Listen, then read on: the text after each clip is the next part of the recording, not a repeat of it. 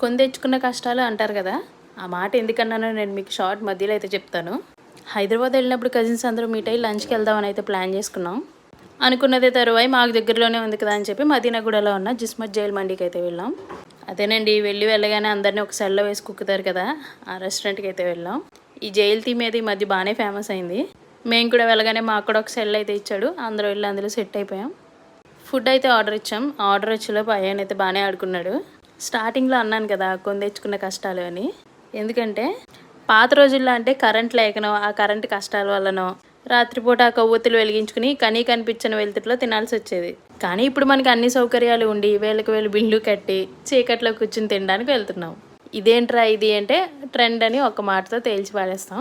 ఇంకేం చేస్తాం, మనం కూడా ట్రెండ్ని ఫాలో అయిపోవడమే. అలా ఆర్డర్ ఇచ్చిన అరగంటకి మా ఫుడ్ అయితే వచ్చేసింది. అందరూ మంచి కాంపిటేటివ్ స్పిరిట్తోనే తినేసాం. వీడియో నచ్చితే please do like, share and subscribe.